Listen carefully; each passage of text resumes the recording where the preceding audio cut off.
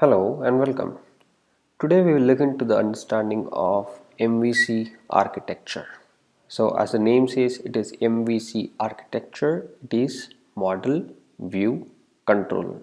Now this MVC architecture can be depicted easily by most of the technologies which you get across in the day-to-day life. But this tutorial is basically on Java platform. So let's get started. Let's assume that I have somebody as an end user who is trying to make a request, and the request when somebody is trying to make on the web, and this request which I try getting is of type HTTP. To be little specifically, I would also use the version called as HTTP 1.1, which happens to be the stateless protocol. Now any request which comes to the server, in our case it happens to be a web server, and I would say it is Tomcat. There are a lot of other competitors for Tomcat, which could be a Glassfish, your WebLogic, WebSphere, and so on. But just to depict, I've got a name called as web server called Tomcat. Now any request inside in the Tomcat which you try getting will go, or it has to pass through a special person by name called as web.xml. Now this happens to be one of the configuration files which has to be must use. People, if you're trying to use Tomcat 7.0, you can bypass this. You can try using @servlet. Either you can make an entry of the servlet which you are trying to write in web.xml, or you can have @webservlet as an annotation. Many times this web.xml is also called as deployment descriptor, right? A lot of people try using this name called as deployment descriptor. Now once you try getting the URL from the client or from the end user, this URL has to be checked against web.xml. If it is validated, then it will get into the execution mode, failing which it will give you an error called as 404. This is also called as page not found, which is the client has made a request for a service and the service is not available. Now let's consider I have a request which is been given to the server and it is valid. The control goes from here to somebody called as controller.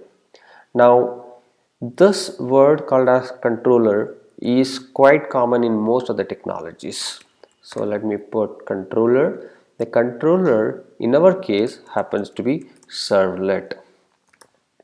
Okay.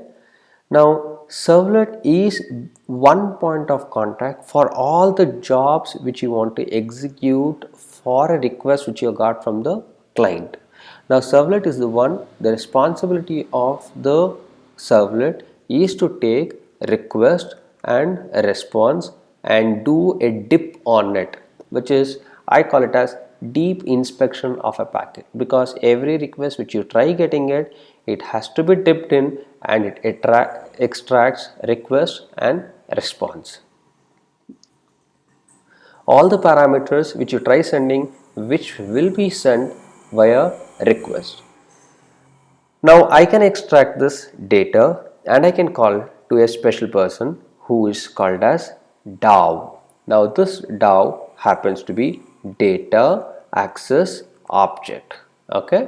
Now all our business logics or your POJOs will get into this DAO. So this is basically a POJO, which is plain old Java object. So all your business logics will go.